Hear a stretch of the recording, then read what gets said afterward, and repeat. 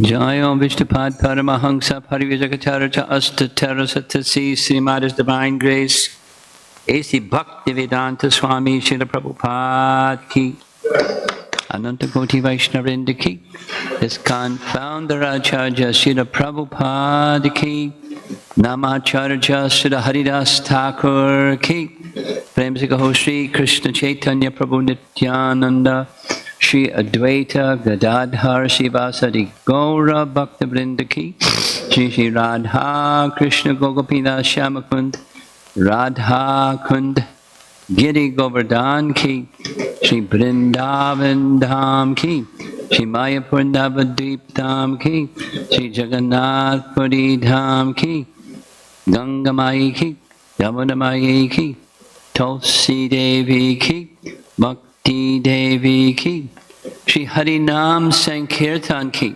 Brihad Mridanga Transcendental Book Distribution Ki Shri Shri Radha Shama Sundara Ki Shri Shri Radha Madhava Ki Shriman Mahaprabhu Ki Nitai Gaura Premanandi.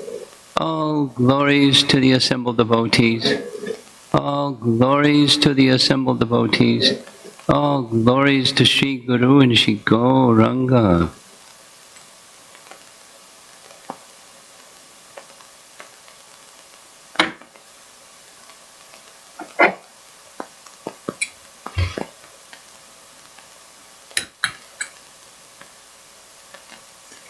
Jaya Radha Madhava Kunya Bihari Madhava Kunya Bihari Jaya Radha Madhava Kunya Bihari Madhava Kunya Bihari Gopi Jana Ballabha Girivardhari Gopi Jana Ballabha Girivardhari Gopi Jana Ballabha Girivardhari Gopi Jana Ballabha Girivardhari Jasodanandana Brajajanaranjana Jasodanandana Brajajanaranjana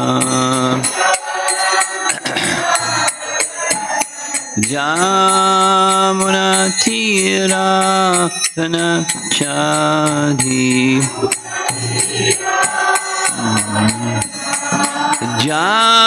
Jamunatira Vanachadi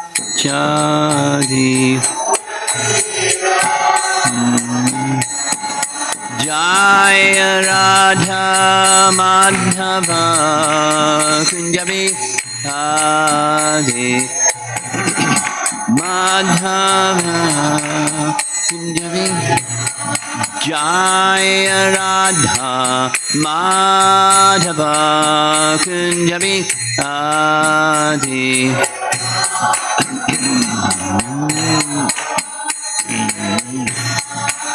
Gopi Jana Ballabha Girivardhari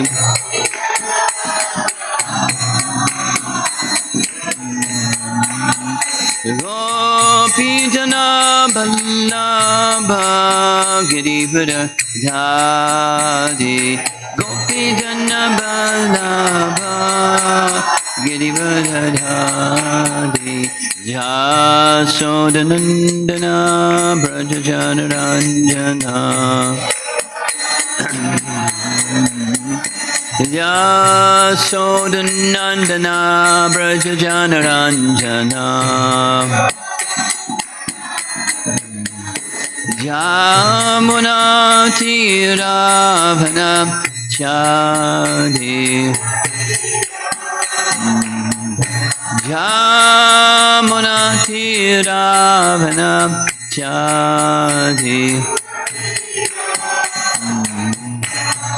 Jaya Radha Madhava Kunja Bihari Kunja Bihari Jaya Radha Madhava Kunja Bihari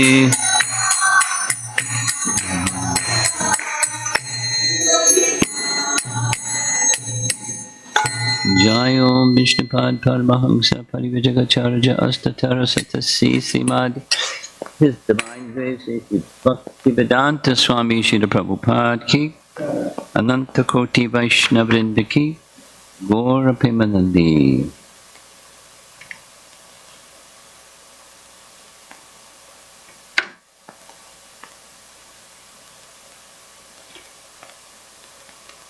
Om Namo Bhagavate Vasudevaya.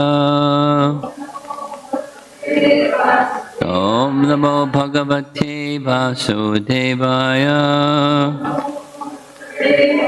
Om Namo Bhagavate Vasudevaya.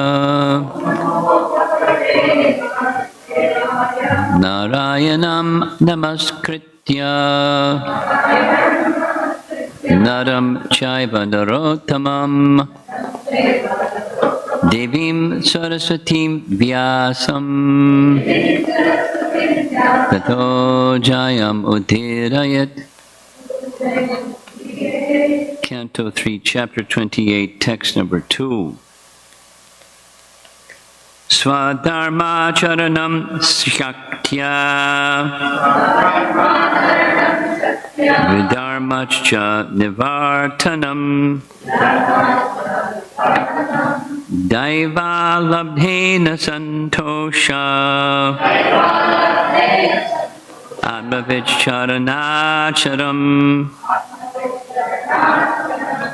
Swadharma Charanam Shaktya Vidharmacha Nivartanam Daiva Labdhena Santosha Atmavicharanacharam.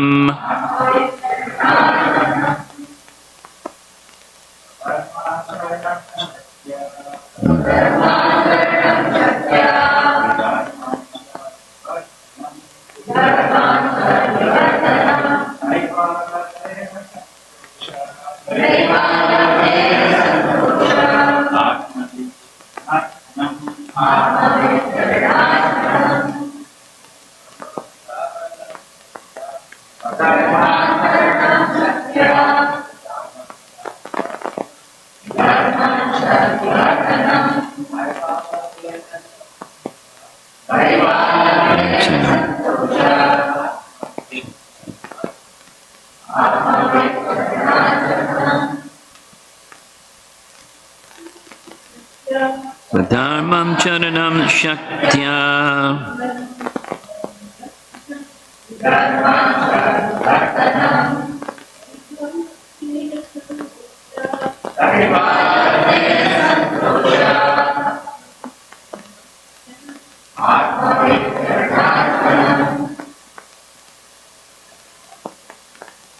Swadharma charanam shaktya Didmat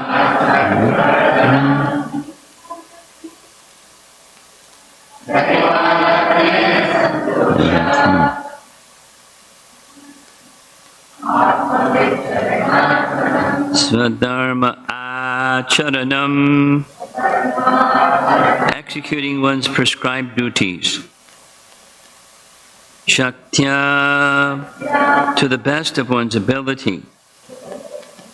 Vidharmat, unauthorized duties. Cha, and Nivartanam, avoiding. Daivat, by the grace of the Lord. Labdhena, with what is achieved. Santoshaha, satisfied. Atmavit, of the self-realized soul. Charana, the feet. acharanam, worshipping. Translation, one should execute his prescribed duties to the best of his ability and avoid prescribing duties not allotted to him. One should be satisfied with as much gain as he achieves by the grace of the Lord, and one should worship the lotus feet of a spiritual master. Purport by Srila Prabhupada. In this verse, there are many important words which could be very elaborately explained, but we shall briefly discuss the important aspects of each. The final statement, Atmavit Charanacharam. Atmavit means the self-realized soul, or a bona fide spiritual master. Unless one is self-realized and knows what his relationship with the Supersoul is, he cannot be a bona fide spiritual master. Here, it is recommended that one should seek out a bona fide spiritual master and surrender unto him, acharanam. For by inquiring from and worshiping him, one can learn spiritual activities. Paragraph. The first recommendation is swadharmacharanam. As long as we have this material body, there are various duties prescribed for us. Such duties are divided by a system of 4 social orders: Brahmana, Kshatriya, Vaishya, and Shudra. These particular duties are mentioned in the Shastra, and particularly in Bhagavad Gita. Swadharmacharanam means that one must discharge the prescribed duties of his particular division of society faithfully and to the best of his ability. One should not accept another's duty. If one is born in a particular society or community, he should perform the prescribed duties for that particular division. If, however, one is fortunate enough to transcend the designation of birth in a particular society or community by being elevated to the standard of spiritual identity, then his swadharma or duty is solely that of serving the Supreme Personality of Godhead. The actual duty of one who is advanced in Krishna consciousness is to serve the Lord. As long as one remains in the bodily concept of life, he may act according to the duties of social convention, but if one is elevated to the spiritual platform, he must simply serve the Supreme Lord. That is the real execution of Swadharma. End of purport.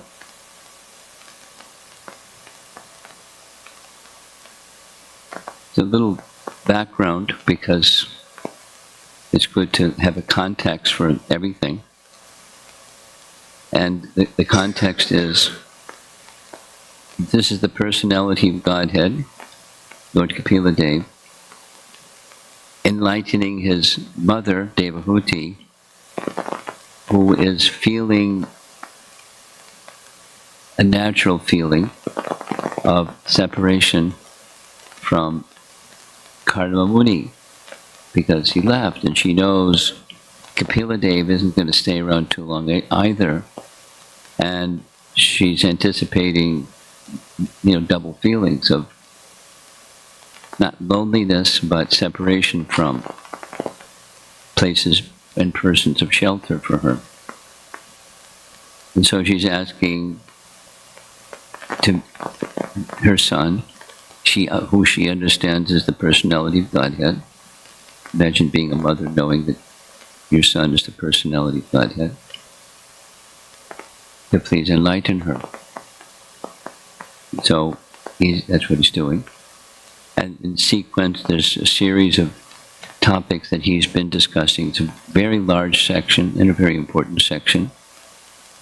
Sankhya is a very important foundational teaching of bhakti, because bhakti is resting upon, or the activities of bhakti are resting upon proper understanding, sambandha gyan, and the relationship between all things and their source of emanation, etc., etc. Because we're going to deal with things, understanding the connection of things with the source. It's an outcome that comes from bhakti, but it's also a foundation. There's a nice teaching, many nice teachings. One of those many nice teachings is there are 30, according to the Bhagavatam, there are 30 characteristics of devotional service. 9 are direct. 21 of those 30 are supportive of the direct. They're not direct, but they help, or they're supportive of, or one who follows them and makes a connection with one of the 9, or combination, then quickly they can proceed on the path of perfection, or the path of spiritual life. So, knowledge, cultivation of knowledge is one such asset, and understanding what's what. Sambandha gyan is a fundamental building block to understanding, where that train is going.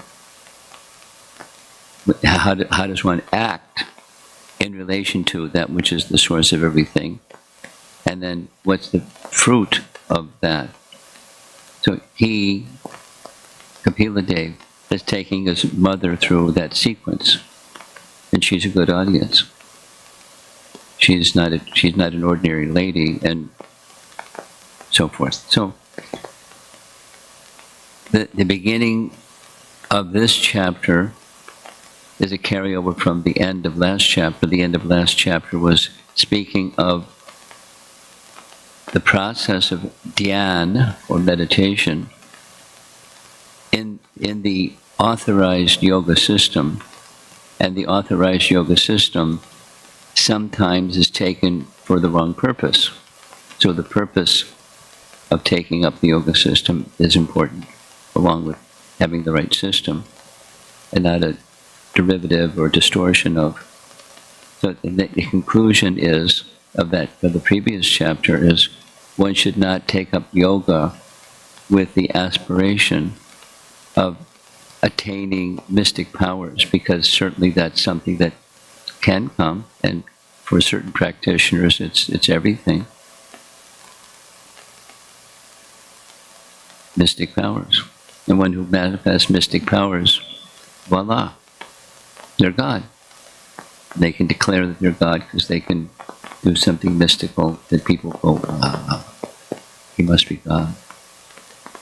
But it has nothing to do with being the source of everything, or godliness, and so forth. So that's the conclusion of the previous chapter.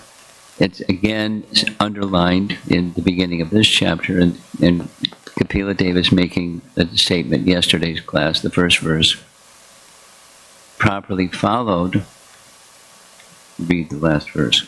By practicing this system, one can become joyful and progressively advance towards the path of the absolute truth. So that's the introduction, or the phala statement, the fruit of following this. So it encourages the listener of the Bhagavatam, or Devahuti, to follow what her son is saying. And then comes practical application of that principle. So the goal is fixing the mind, that's already been stated, fixing the mind on the Supersoul, fixing the mind on the Supreme manifest within. And it's characterized in the verse as an impersonal. That is to say, Paramatma is not Bhagavan. Bhagavan is personal. And Paramatma is not like impersonal, but it's not Bhagavan. It's an expansion of Bhagavan, that's fine. So is Brahmajyoti, an expansion of Bhagavan. but it's not yet the fullness of bhakti. It's a stage leading towards the fullness of bhakti. So in that stage leading towards the fullness of bhakti, then there's the practical application. The practical application has to do with things that we often hear. So it's stated here. There's you receive a body, and that with the body you get the inner as well as the outer covering of the soul, the gross and subtle, the psychophysical nature of a conditioned soul, and the recommendation is perform duties according to psychophysical nature. Now, interestingly, I'm sure you all picked up on it, Prabhupada speaks of birth as opposed to psychophysical nature. I'll read the sentence.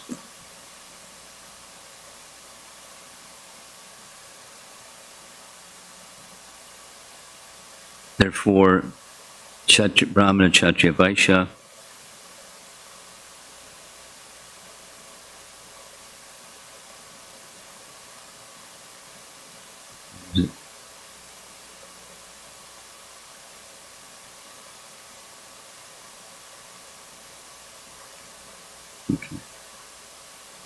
if one is born in this is in the purport, if one is born in a particular society or community, he should perform the prescribed duties for that particular division. Birth. If, however, one is fortunate enough to transcend the designations of birth in a particular society or community by being elevated to the standard of spiritual identity, then his swadharma or duty is solely that of serving the Supreme Personality of Godhead. I mean, so there's so many examples, Prahlad being the son of Hiranyakashipu, and Bali Maharaj being in that line also, but his character was not demoniac. His character was not according to birth. There's so many without list of examples. The real qualification is one's nature. However, Prabhupada isn't going into that for some reason in this purport. He's simply describing a way that one can identify in a responsible manner one's duties. And it is quite natural, supposing, for example, one's father is an Ayurvedic doctor, and then the Ayurvedic doctor father is likely to carefully instruct his son in the principles of Ayurveda, the medicines and pulse reading, and the activities, the understandings, the knowledge, the application of that knowledge. Although so it's an advantage, but supposing his nature, the son of the Ayurvedic physician, is something else. So he's not going to pick up on supposing the son is inclined to music. This kind of isn't present when his father's teaching Ayurveda. So he may become a musician instead of an Ayurvedic physician. There's an advantage to being born in a certain way and being trained by the mother or father in that particular way. There's an advantage, but it's not a guarantee. So we all know that teaching. One's occupation, varna, is not determined by birth, it's determined by quality and work.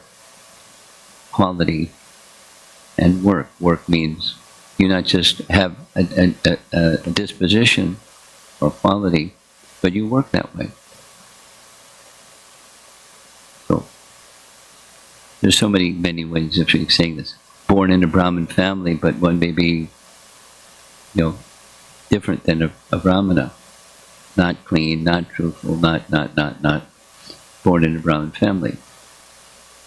It's not a Brahmana, which doesn't have the quality nor the activity of a Brahmana, so it's not a Brahmana. Anyway, back to what Prabhupada is writing here. If one is born in a particular society or community, he should perform the prescribed duties for that particular division. Not rigid, but it's a tendency, a natural tendency, and there's exceptions to the natural tendency. Then the exception is by spiritual association, one somehow, by spiritual association, comes to a spiritual conception of self. At least notionally a spiritual conception, not yet at a mature stage. And so then that person's duties, because the topic in verse number 2 is about duties. So perform duties that are akin to your nature, and don't perform duties that are not akin to your nature. And it's just touching on the topic. This is Canto 3. And in Canto 7, it's far more expanded. The Canto 7, final 5 chapters of Canto 7, there's a detailed description because Yudhishthira asks Narada to give a detailed description. So he does. Of both varnas and ashrams. And then there's descriptions of things to be done, things not to be done. We know in principle, accept things favorable, reject things unfavorable. And that's in relation to bhakti.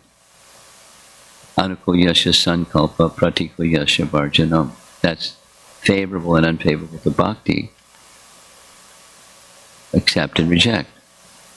Then there's just duties, those that aren't on the platform of bhakti, they understand duties are beneficial. They're not transcendental bhaktas, devotees. They just want, they're trained, their perspective is training in proper conduct, which is fantastic, as opposed to no understanding of proper conduct. So the proper conduct, folks, that's for material elevation, commonly. For material elevation, attaining prosperity in this life and after this life, either in the human form or on earth or in the heavenly region or something, but upgrade in prosperity and knowledge and birth and beauty and material assets. Some persons want that, and they follow procedures of performance of duty and avoiding someone else's duty. And that's the principle that's being presented in this verse. A little bit of the details in the purport, and further detail comes later in the Bhagavatam. But so it's a principle that Kapila Deva, is not giving details and details. He's giving principles, at least in this case, just giving principles to his mother. Now, his mother is an elevated soul. She doesn't need teachings in proper conduct. But he's asked, she has asked, so he's giving principles for elevation. The elevation is beyond the lamentation and the sense of grief that she's lost her husband and soon is going to lose her son.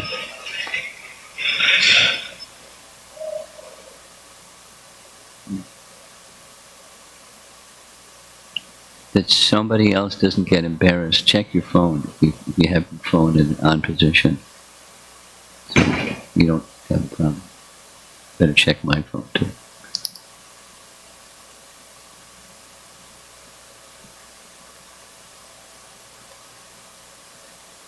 Okay,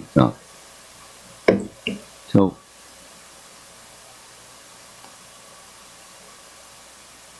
gradual elevation is the topic, and principles that help in that gradual elevation, principles that interfere with that gradual elevation. Perform duties according to your social position. This same as what we will be hearing, stanes to tuck. That's in bhakti. It's not instructed to give up your social position. Stay in your social position and perform the duties according to your social position. That's what's being said. And then a second point is not being greedy. Greedy means whatever I have is not enough. Nice. Or maybe not nice, but I want more. And that's not a principle for elevation. The principle for elevation is my past is what my past is. And according to my past, it is destined for me that certain amount of this and that and the other thing will come, and I don't have to strive for it. It's the difference between doership and spirituality. The doership is I have to do some good stuff so I get more stuff, and avoid the bad stuff so I don't get the bad stuff. So it's just a material principle. And the higher elevation principle is, whatever I've done, I've done. And it's my responsibility to accept the good and the bad in the mix. It's a very basic teaching. Not being attached to the fruit, but recognizing the fruit is a product of my own involvement in material nature. It's a nice verse. I like chapter 13, verse 22. Purusha, that's the tongue-in-cheek Purusha, meaning the imitation Purusha, the living entity that's imitating the Purusha, Parama Purusha. Purusha, Prakriti, Stho, there's this word stha, situated in Prakriti. The living entity situated in Prakriti. Bhunkte means he wants to be the enjoyer of Prakriti. Bhunkte, Prakriti Jan Gunan. The living entities in the material world, Prakriti Jan Gunan. Kananam Guna Sangosya. According to the Guna Sangha, that's the cause of Sadasad Yoni Janmasu, by good fortune, ill fortune. Or Prabhupada translates it in his Bhaktivedanta purports as good and bad. Now, from a transcendental sense, there's no good and bad. It's all good. All good because everything that comes from Krishna is all good. So, but good fortune, ill fortune comes to us. We're the architect of that good fortune, ill fortune. And what comes because of my past free will choices involved with material nature, that is what it is. Whatever it is what it is. And I don't make my business to make it better than what it is. That's material is adjusting or counteracting or something, but just involved in the material energy, the reactions of my past deeds and making it nicer instead of not nice. So whatever is allotted, be peaceful.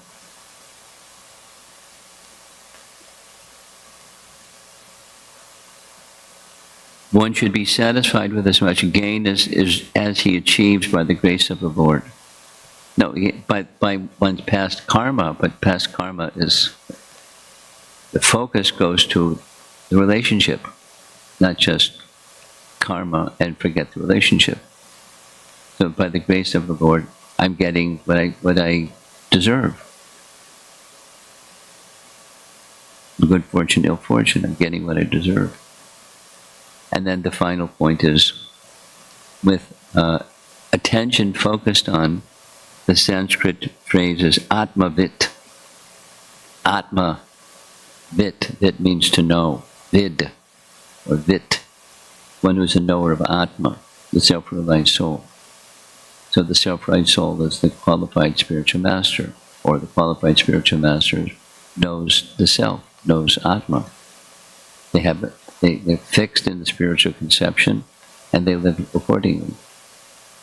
And they, by their actions and words, by their achar and prachar, they convey that to those with whom they associate, or a student. or people in general aside from students.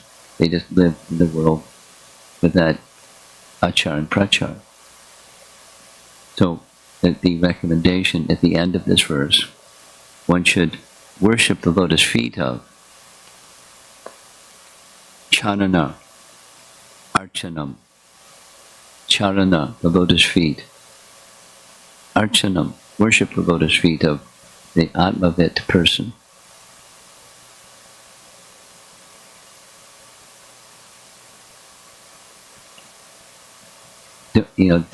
If there are persons in this world that don't understand it, and they want to pick themselves up by the bootstraps. They want to ascend without acknowledging the importance of worshiping the lotus feet of the self-realized soul. They don't understand it. They don't want to understand it, because that would inhibit their freedom. Then they have to subordinate themselves to someone. They don't want to subordinate themselves. They want freedom.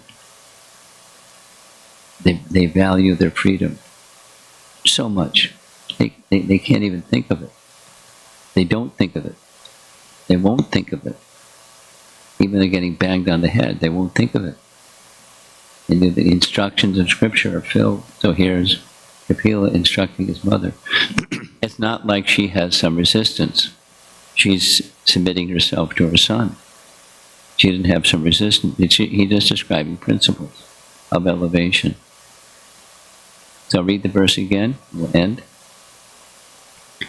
One should execute his prescribed duties to the best of his ability and avoid performing duties not allotted to him. One should be satisfied with as much gain as he achieves by the grace of the Lord, and he should worship the lotus feet of a spiritual master. Nice. Very nice. Good principles to live by. And the context is, this is on the path that leads to the Bhagavan realization. It's not direct devotional service yet. Back to this reference of there are things that are attended to, or they assist, they help nourish, but it's not the essence of bhakti. That's nice. Very nice. Very beneficial. If there's some discussion.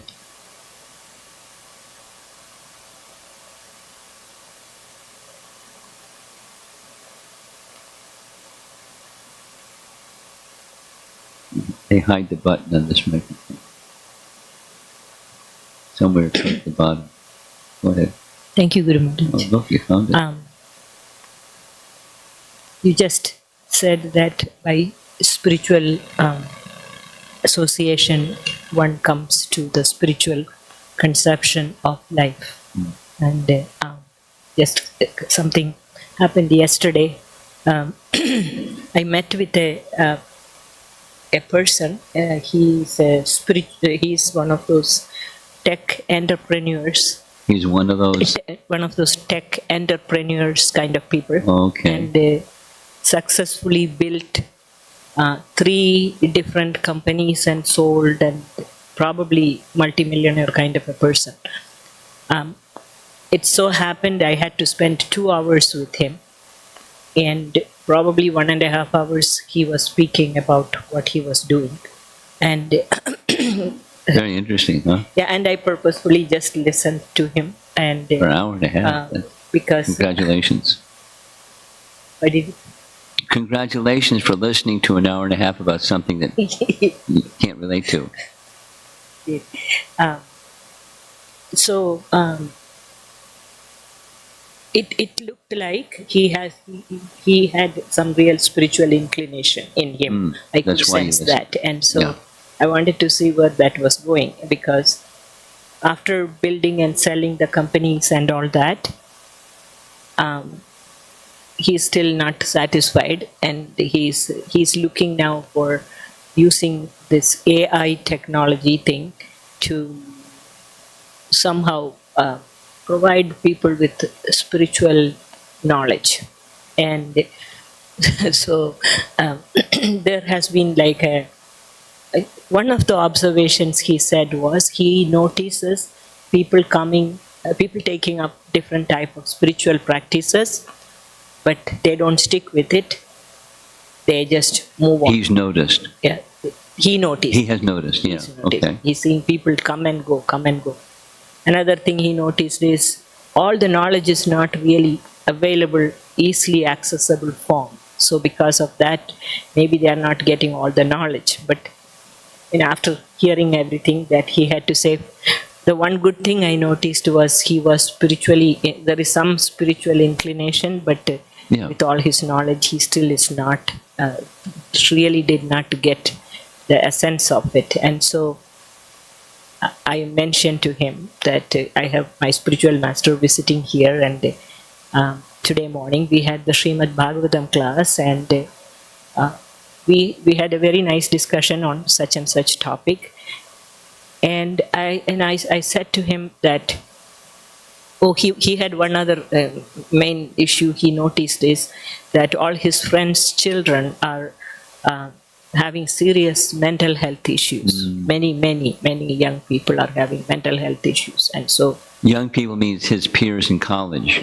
No, his friends' children. His friends' children. Okay. Yeah. So these are the two things. And so there are many other things. But anyway, some reason, he's also searching for spiritual understanding. He's also looking why people come and go and all these things. So I was thinking like he was unaware of the fact that it is only by spiritual association there is this mercy factor, or the guidance that is coming from the spiritual master. This is an integral component of any progress or any steadiness in one's spiritual practice. He seemed to be completely unaware of that, and yet trying to do this artificial intelligence thing.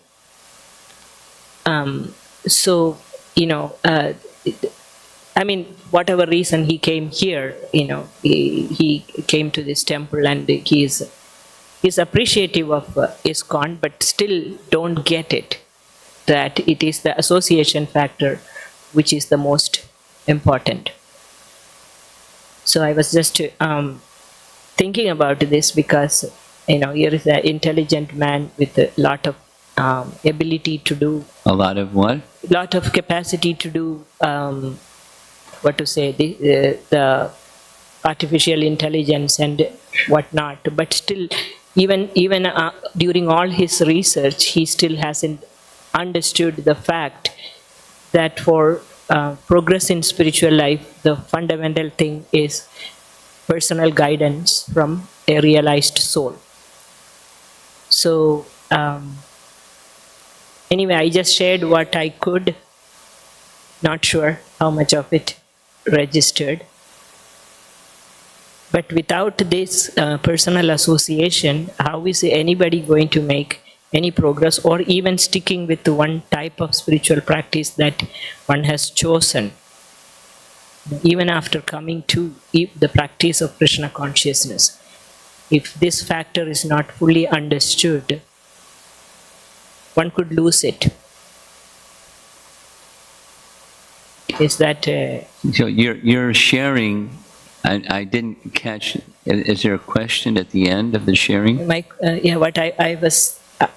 can understand someone like him not having understood the... Because of association is absent. Yeah. But Therefore, I was feeling like even for people like us who have come into this practice of bhakti, and we have heard the importance of service to the spiritual master, and that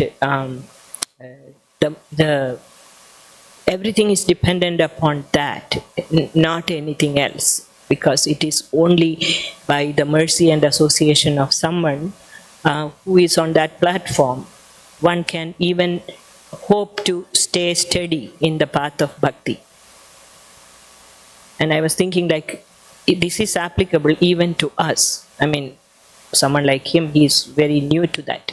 But this is applicable even to us, because we see people falling even after practicing so many years. not just falling away, sometimes becoming cuckoo. Cuckoo. And, how did that happen? Even in some cases where they have had, but they slackened. They have had that association. They became initiated devotee.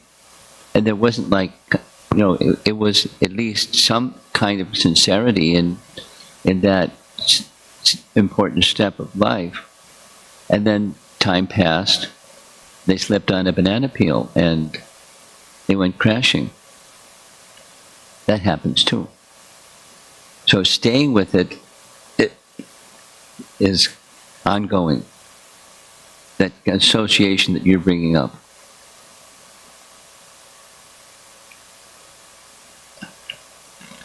As you were speaking, I was thinking of as you're sharing, I'm going to share something. Many of the devotees in the room like kirtan. And one of the celebrities for kirtan in ISKCON is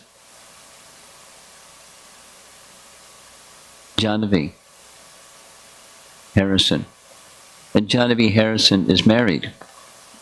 And she married a man that's not yet initiated.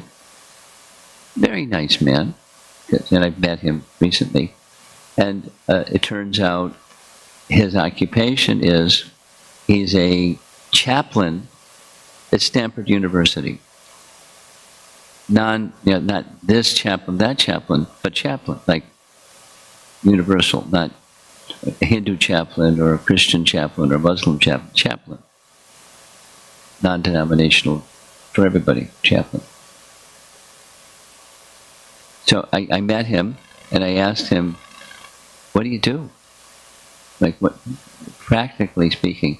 So his answer fits very much what you were just sharing. That's why I'm sharing it. He said, in Stanford University, there are many cerebral people. University knows these men and ladies that are in, undergraduate and graduate and postgraduate, and they're very accomplished persons, and they're so focused on their cerebralness that they've lost touch with their spirituality. So his service, his job assignment is one-on-one discussion with each and every student. What's your spirituality? Is there? And what is it? And how can you rediscover it and connect with it while you progress with this, super accomplished life? Because they, the administrators of the university, want to see not just cerebral people, but capable, because people that are cerebral, that don't have spirituality, they can go off and do cuckoo things. Something very powerful in the hand of a person that's not properly directed can do very dangerous things. So, there's many reasons, I'm sure, why they do what they do, why they've engaged him as a chaplain, and that is his job description. And he likes it. And he has a particular persuasion, he has a Vaishnava persuasion, but he knows how to interact with people that have a different persuasion, whatever that different one is. There's so many out there, garden variety. But to find it, to help the person discover it and nourish it. Now, naturally, it has his personality, and some relationship between the person and him will develop, and he is who he is. But he's broad-minded. So anyway, unsteadiness, back to the point that you were making, that unsteadiness that he was observing, and then with the children of his peers are having mental disturbance. No surprise. Boom. And then to make that connection and to stay with that connection.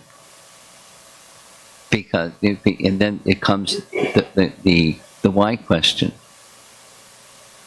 Why? Why study? Just go from one to the next, and that's just fine, because it's just fine. Because I'm doing something instead of nothing, so that's fine. Why is consistency important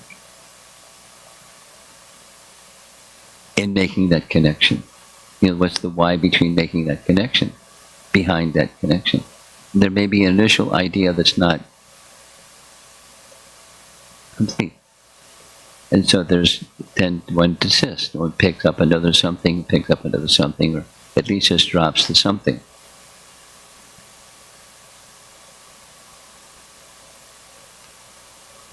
That's a comment on.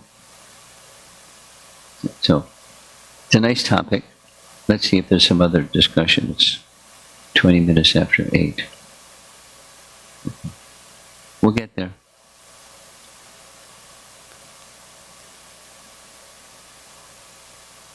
They know how to pass the mic. Go ahead.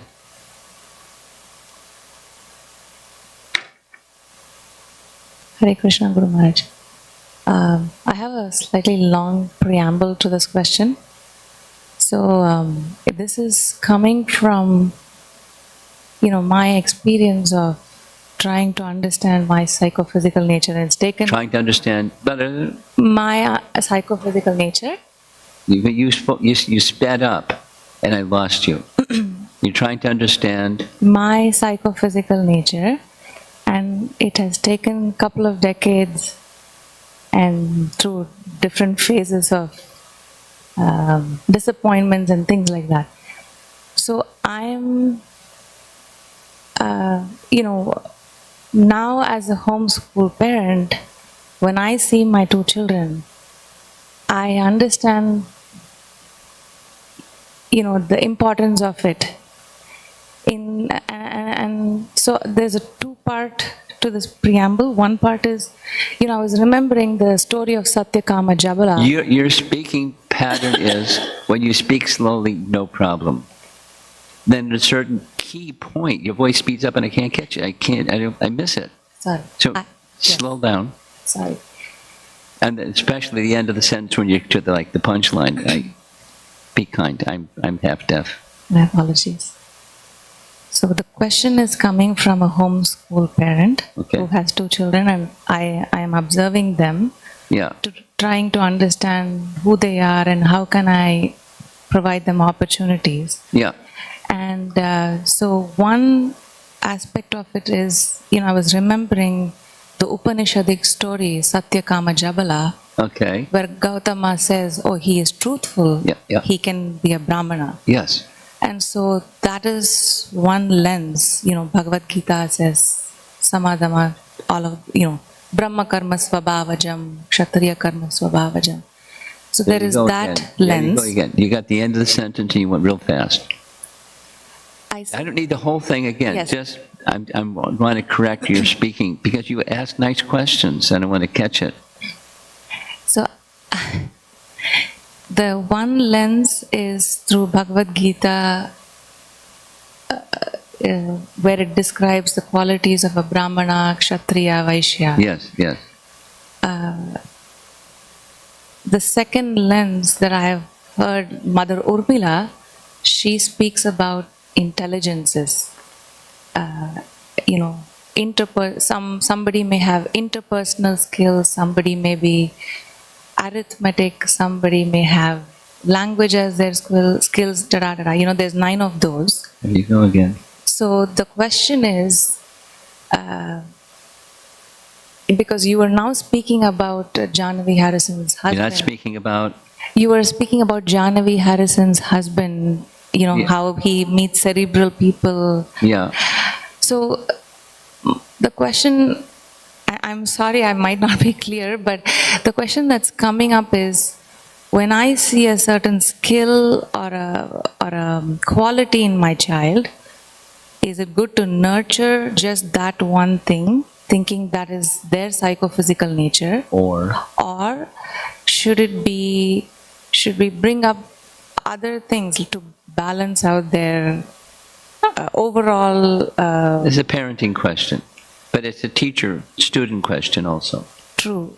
Yeah. True. So, yeah, let's look at models. Let's look at Prabhupada. That's a model. And how does he, as a teacher, nourish? And he did both. The short answer is, he recognized somebody has this gift, and he could spot it a mile away, and he engaged them according to their gift. And he saw other things, and he encouraged those other things. Not everything, but some things. Either things that were needed, that were weak, or something that was a tendency but not the primary tendency. And it just to make them well-rounded. Instead of just narrow-minded, but broad. So he did both. Or you have some friends. I know who some of your friends are, and they're models of parenting. And my understanding, my observation of them is they do both. Not either or. So primary and secondary.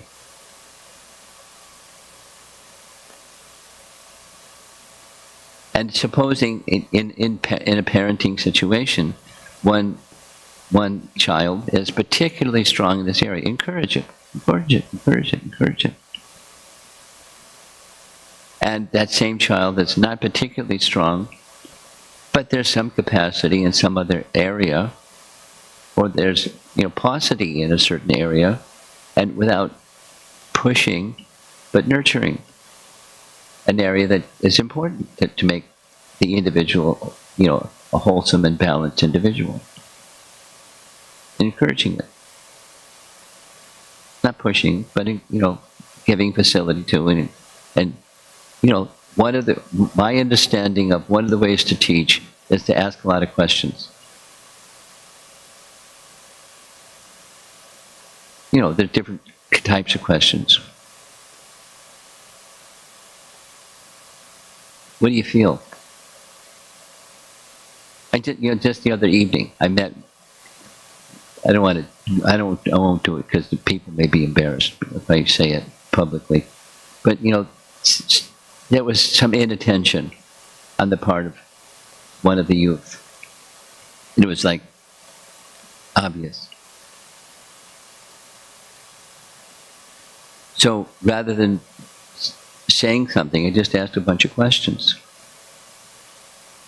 And by the result of asking the questions, the relationship between myself and that young person who was kind of distracted or not present, some relationship. And when there's some relationship, then I wasn't giving directive. I actually ended up giving some encouragement in the direction of, when you're in the company of people that are particularly spiritually inclined and you're not, ask yourself the question, what's going on here? Internally and externally. What is it that they're experiencing that I'm not experiencing? What is it? I'm not interested. I'm not interested. It wasn't offensive, but they were clearly not interested. They were there physically, but they were absent.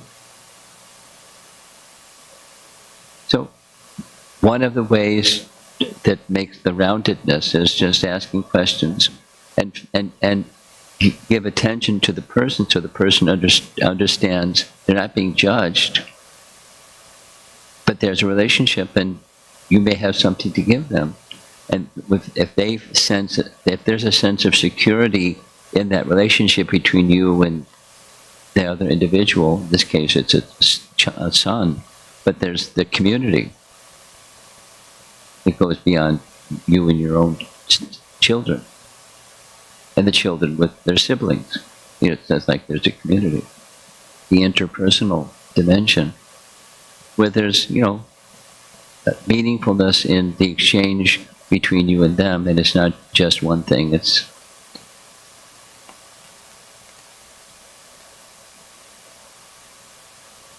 the bigger picture of being a whole person.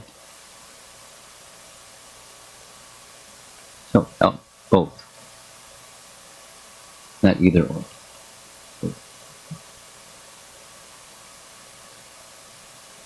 Something else.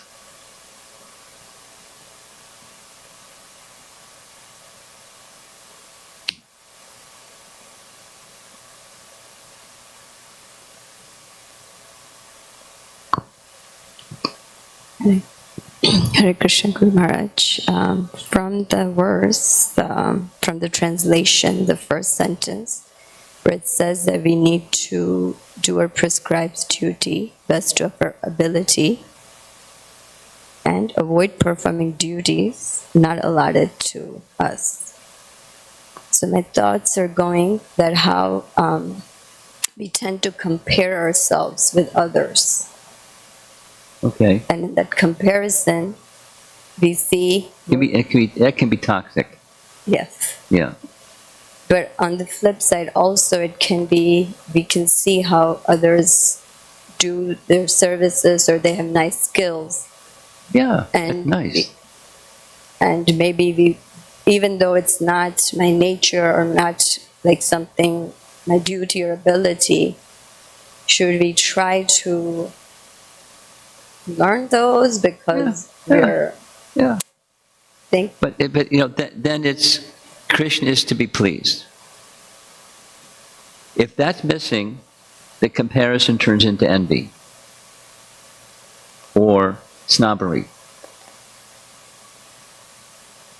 Either way, I'm great or I'm too small, and I'm envious of the one. So, but if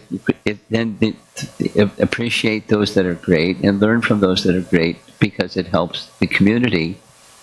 If more than that person who's accomplished at something, and other interpersonal dimensions, that if you or any one of us can be a model appreciator of the service of another, or the perceiver that there's another, that their service is weak in this particular area, what can I do?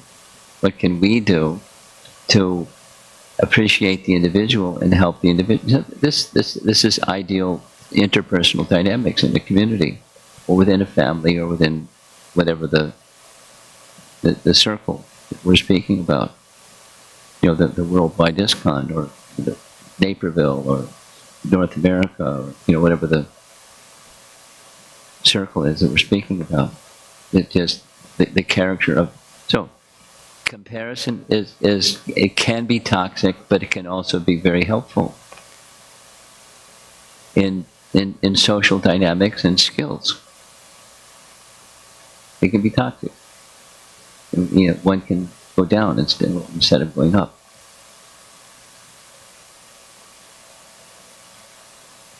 Tendency in comparison, there's a tendency to move towards toxic. That's common. The other is uncommon. But still, you recognize excellence and you praise it. Not out of envy, but just out of, Krishna should be pleased. That's the key, is that Krishna should be pleased. That's bhakti. And then we have these gradations, those that are more advanced, those that are peers, and those that are less advanced. And we make discriminations like that. That's fine. For what purpose? The Krishna should be pleased. Okay? Easier said than done, but the conditioned tendency is conditioned tendency. There's no intrinsic problem in comparing or evaluating or discerning this versus that. It's where it's coming from and where it goes to after that discernment. That's the problem. You want to add something to this? I can tell. Maharaj, I was also thinking that, one part is we need to understand who we are. Yes. First. Yes. So, like, because there is so many, like, sometimes I get really confused. Where do I need to put my focus on? Because if that... Ask your kids. Ask those who are close to you and have affection for you. And, they're not, when there's openness in relationships and the trustworthy persons, you'll hear honest answer. I use this phrase, I've been using this phrase for a couple decades. We have our blind spots. Things that others can see that we can't see because we have our blind spots. So ask somebody that's a well-wisher and wise, not, a vilifier, but a well-wisher and wise. Please help me see my blind spots.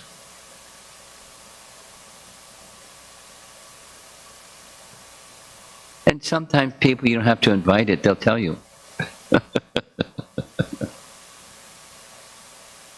I had that happen recently. Okay, they're right. There wasn't resentment, but it was a thank you. And they were right. Room for improvement.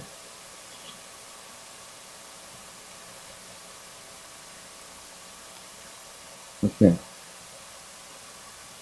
Because of time, we'll just take a question or two and we're going to end. Guru Maharaj, this verse reminds me of Bhagavad Gita 18:47, where there's also a discussion of prescription. For some reason, I can hear other people, but your voice, you do without the microphone. That's easier. Better for me, at least. Premananda wants the microphone. This verse reminds 1847.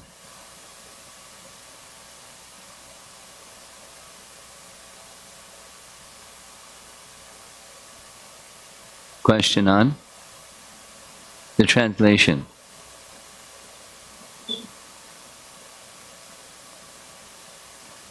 Yes, yes, yes, yes. Yes. Yes. That's a principle.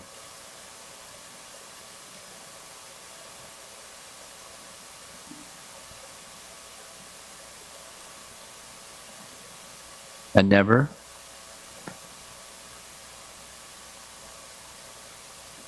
Well, that's if it's a dharmic according to your nature, not adharmic. My adharma, my nature is to be a thief. And there's no reaction because I'm just being a thief.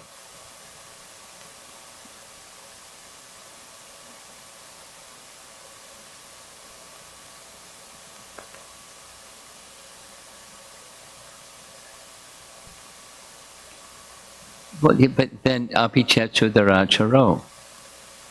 And Krishna corrects.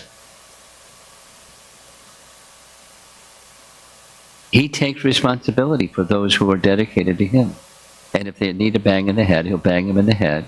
But it's coming from Krishna, and it's not karmic reaction. Kshipram bhavati dharmatma. That's the difference between bhakti and a worldly person that does adharma. Even it's like, in the category of their prescribed duties. Anyway, it's delicate for a materialist, for a karma kanda person. They don't get it because it's a different lens, different paradigm. And then bhakti is different than karma kanda. It's a performance of duty because I'll get elevation by performance of duty and avoiding otherwise. Okay?